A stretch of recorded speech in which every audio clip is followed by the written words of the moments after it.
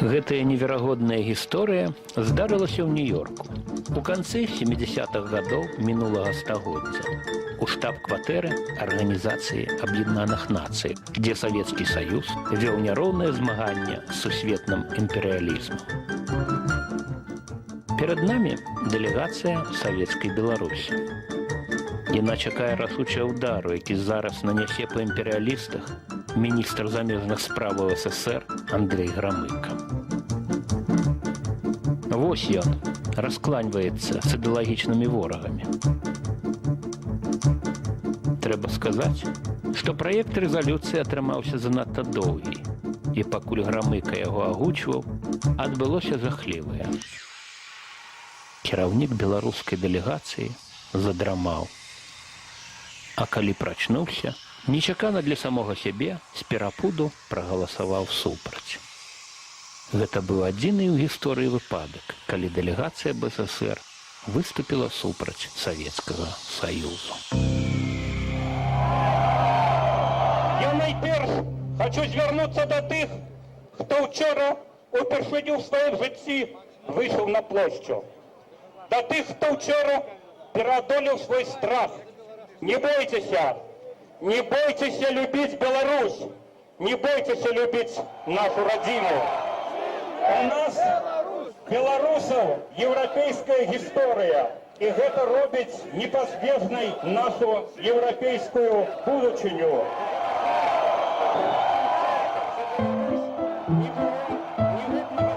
Мяне завуць Владзімір Арлоў. Вось я выступаю на мітынгу напярэдадні Дня волі, Дня беларускай незалежнасці. Дзень 25 сакавіка мог быць нашым галоўным дзяржаўным святам. Я адзначаў бы яго з сям'ёй ці з сябрамі ў кавярні. Але раніцой я панёс у турму перадачу майму арыштаванаму напярэдадні Дня волі сыну. У гэты дзень, у 2006 у беларускіх турмах сустракала сваё свята амаль 1000 маіх суайчыннікаў. Я пісьменнік і гісторык. Мая новая кніга пра Беларускую Народную Рэспубліку.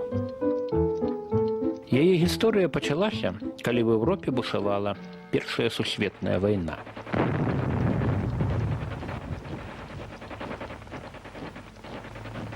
Яшчэ недаўна магутныя імперыі дажывалі свае апошнія дні. Народы імкнуліся да незалежнасці. Тут, у будынку Менскага гарадскога тэатру, у снежні 1917-го сабраўся першы ўсебеларускі з'езд.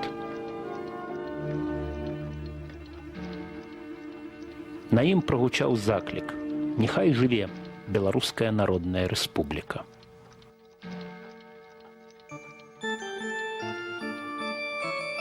Цягам стагоддзяў Беларусь была часткаю еўрапейскай цывілізацыі. Нашыя гарады жылі паводле магдэбургскага права, нашая моладзь вучылася ў еўрапейскіх універсітэтах. Беларусь стала ўсходнім аванпостам эпохі рэнесансу і рэфармацыі. Наш гуманіст Францішак Скарына надрукаваў 4-ю ў хрысціянскім свеце Біблію на мове свайго народу. А гэта імператрыца Кацярына II паказвае на мой родны Полацак і свае новыя ўладанні.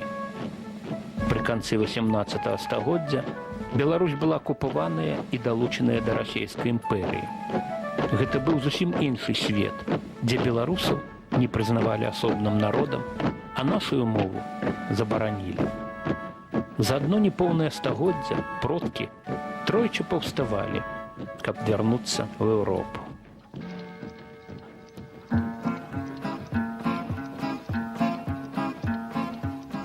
Час ішоў, а імперыя не хацела мяняцца. Тыя ж гарматы, тыя ж паклоны начальству.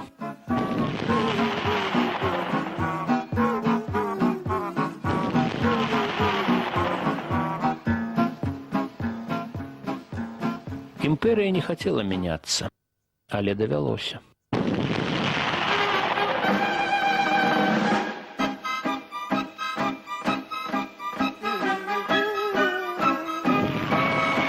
грымнула рэвалюцыя.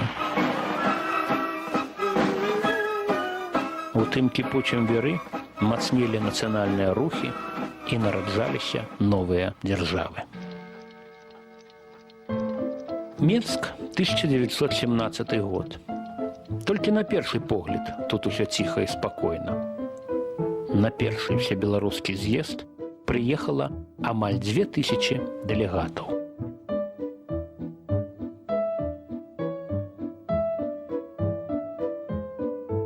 Іван Луцкевіч, Вацлаў Ластоўскі, Язэп Лёсік, Аркадь Смоліч, Васіль Захарка, Палота Бадунова, Роман Скірмунд, Тамаш Грыб, Язэп Варонка, Іван Серада, Антон Луцкевіч.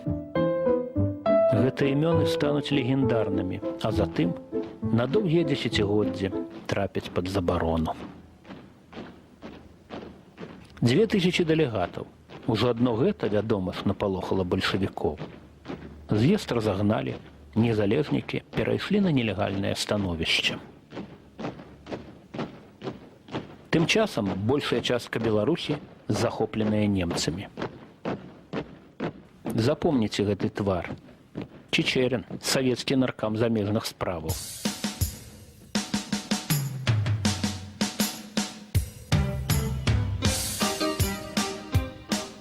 Бальшавікі і казераўцы дзеляць нашу зямлю на перамовах у Берасці. Здаецца, лёс Беларусі у іхніх руках.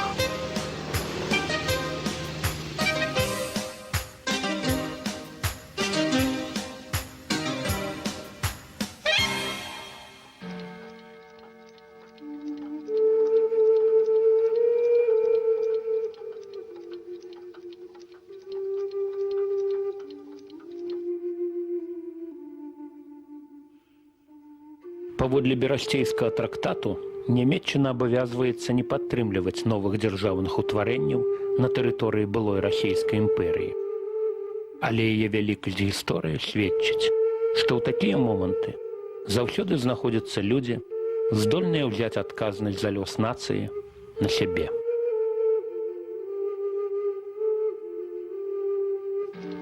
На здымку першы ўрад Беларускай Народнай Рэспублікі. 25 сакавіка 1918 году Рада БНР выдала трэцюю ўстаўную грамату, якая абвяшчала незалежнасць Беларусі. Гэта адбылося у доме нумар 9 на цяперашняй вуліцы Валадарскага. Дарэчы, сёння на гістарычным будынку няма нават сціплага мемарыяльнага знаку. Былі зацверджаныя сцяг і герб дзяржавы. Пачаўся працэс міжнароднага прызнання юнай рэспублікі. Яна выдавала пашпарты і нават паспела выпусціць паштовыя маркі.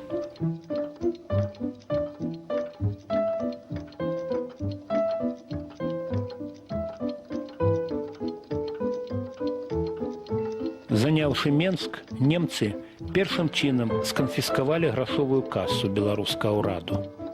Яны зрабілі ўсё, каб БНР не стварыла ўласнай арміі і пакінулі Беларусь безабароннай. Рада БНР дзейнічае сёння, праўда, ў сілу гістарычных абставінаў на эміграцыі. Моя суразмоўніца – старшыня Рады Беларускай Народнай Рэспублікі Івонка Сурвіла. Добрый вечер. Добрый вечер, Владимир. Вы памятаеце, напэўна, дарагая Івонка, як Васіль Быкаў сказаў, што Беларуская Народная Рэспубліка для яго гэта свечка надзеі.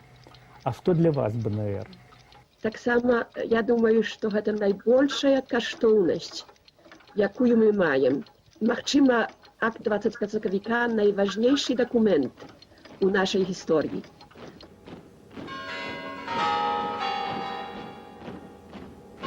Масква, вядома, не хацела адпускаць Беларусь і выставіла свае традыцыйныя аргументы.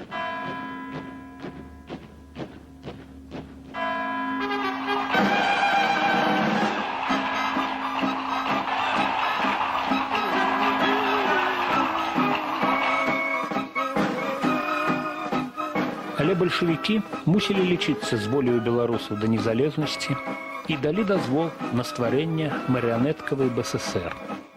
Добра мець у кішэні такую разменную манету.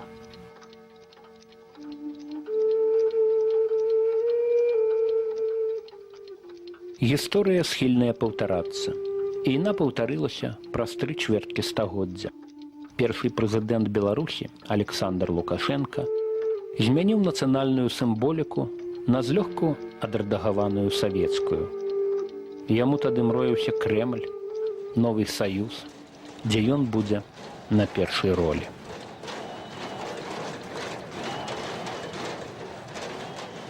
Гэта зноў 25 сакавіка 2006 году. Мы зноў абараняем сваё права на волю. І, як не дзіўна, не ад каго-небудзь, ад самога беларускага прэзідэнта. Ты нас пугаешь так.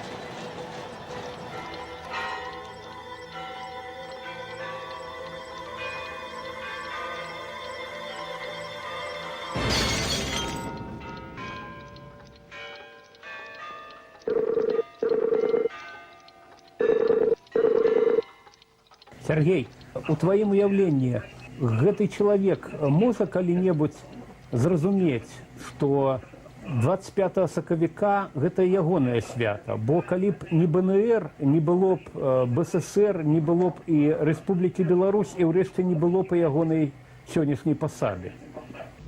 Уладзе, я тут пессіміст.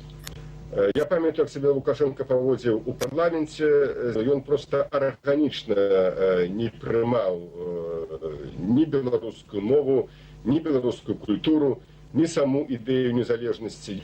Калі Лукашенко прапануюць далучыць Беларусь да Расіі той мове, што ён стане прэзідэнтам гэтага ўтварэння, часу на гэта далучэнне спатрэбіцца яму столькі, колькі трэба, каб узяць асадку і паставіць сваю подпіс пад такім пагадненнем. Але вернемся ў 1918. Нямецкая акупацыя змянілася бальшавіцкай, а тая – польскай.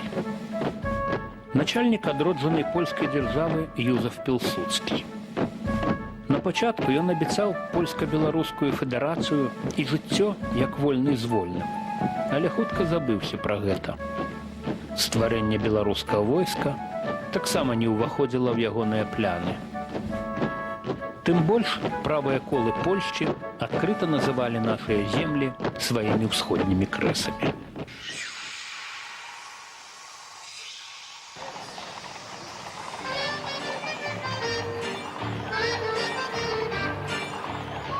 Урад БНР з надзеяй глядзеў на вялікія дзяржавы.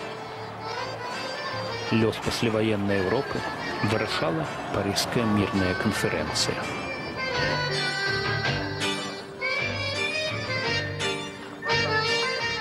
Яна прызнае незалежнасць нашых суседзяў Літвы, Латвіі і Эстоніі. А Беларусь? Тут краіны-пераможцы паводзяць сябе зусім іначай. Я часта думаю, чаму так адбылося? Няўжо Еўропа за няпоўнае 1,5 стагоддзя забыла, што Беларусь – яе гістарычная частка? Напалеон казаў, што ў палітыкі няма сэрца, а ёсць толькі галава. Ці не здрадзіла галава тагачасным еўрапейскім палітыкам? Чаму яны не ўбачылі межаў новай Еўропы з удзелам Беларусі? Як, дарэчы, і Украіны. Ці можа, нечая мудрая галава думала прыкладна так: няма дзяржавы, няма праблемы.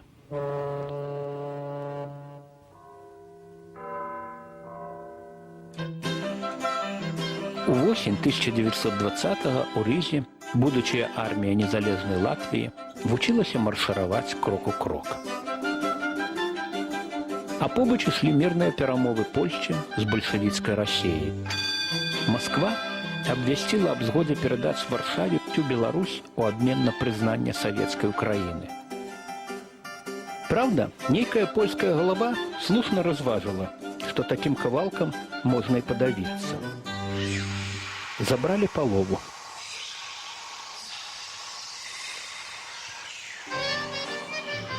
1922 год. Генуэзская міжнародная канферэнцыя. Паглядзіце, як шмат удзельнікаў. Палітыкі любяць канферэнцыі, саміты, круглыя сталы. У кожнага свае праблемы, і тут іх нібыта можна вырашыць. Усім дэлегацыям быў уручаны мемарандум аб прызнанні БНР. Еўропа атрымлівала яшчэ адзін шанец. Аднак ужо знаёмы нам савецкі наркам Чечерын робіць рашучы дэмарш. У выніку беларускае пытанне на парадак дня пастаўленае не было.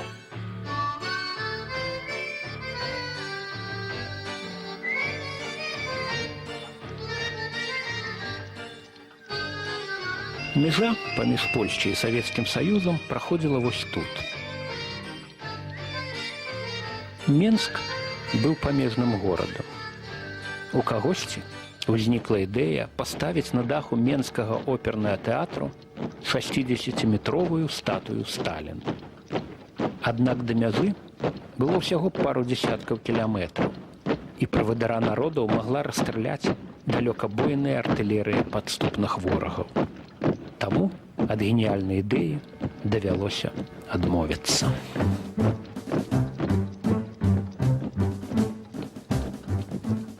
Дыктатары любяць помнікі. Напрыклад, такія. Помнік з жывых чалавечых целаў.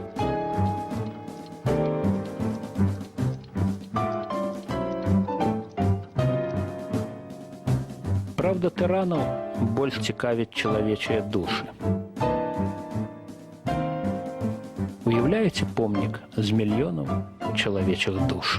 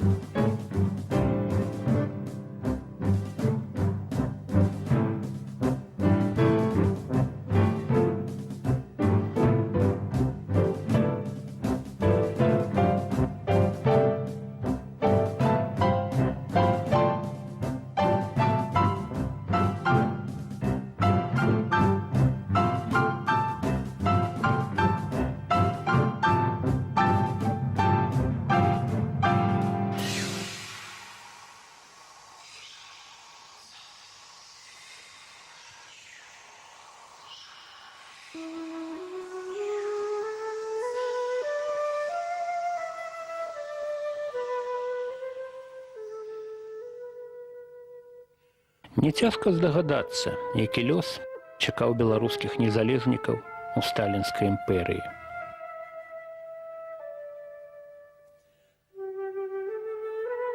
Усе дзеячы БНР, якія засталіся на савецкай тэрыторыі, былі расстраляныя або закатаваныя ў турмах і лагерах.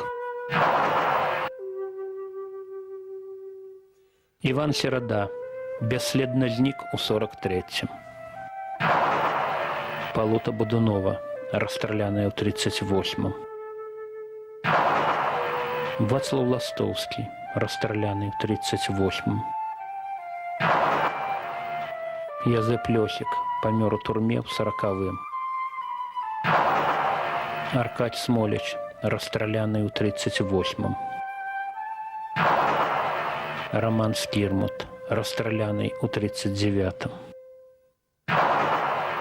Антон Луцкевіч памёр у зняволенні ў 42-м.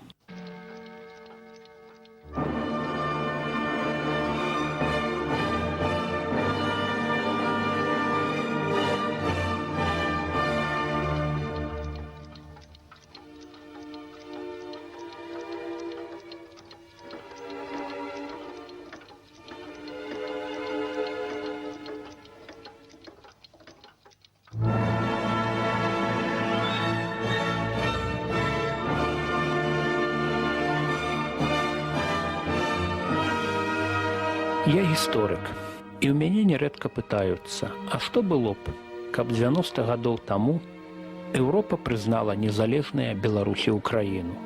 Дзве дзяржавы з насельніцтвам пад 50 мільёнаў чалавек і велізарнымі прыроднымі рэсурсамі.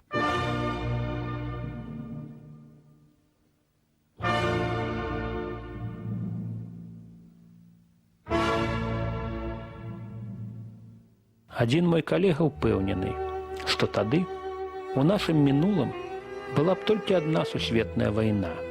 І я не такі аптыміст. Але мяркую, што еўрапейская гісторыя магла б сапраўды скласціся зусім іначай.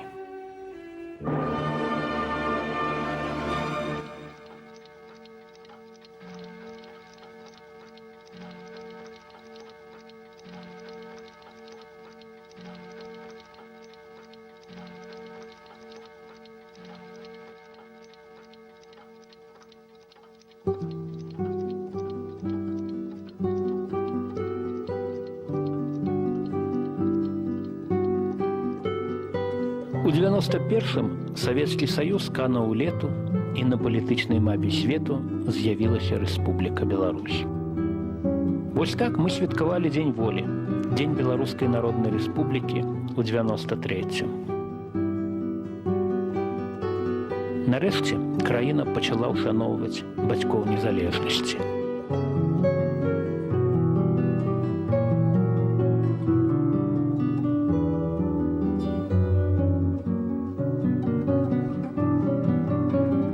Але ўжо праз год толькі што абраны прэзідэнт суверэннай Беларусі агучвае ўласнае крэда.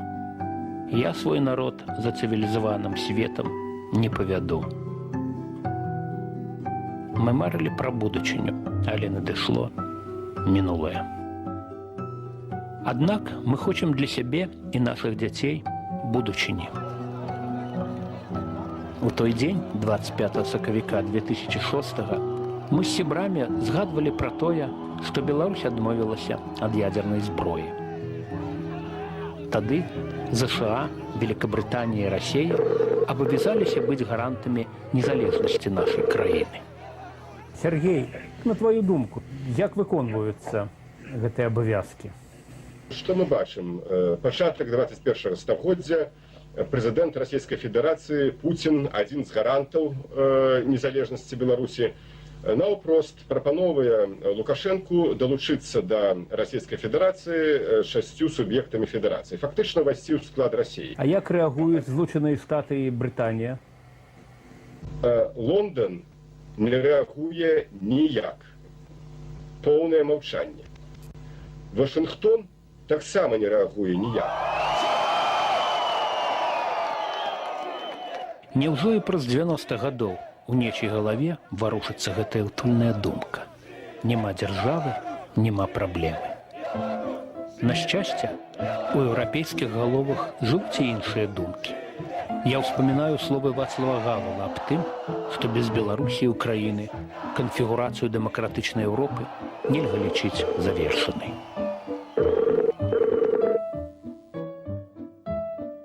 Алеся, добрый дзень. Добрый день. Што сёння можа зрабіць Еўропа для Беларусі? Я думаю, што было б вельмі важна, па-перш, каб Еўропа выпрацавала адзіную узгодненую палітычную лінію з ЗША, паколькі ЗША маюць, на маю думку, больш цвёрдую палітыку ў гэтым сэнсе. Гэта першае. Другое, я думаю, было б вельмі важна, каб Еўропа разглядала Беларусь і яе незалежнасць як неад'емную каштоўнасць.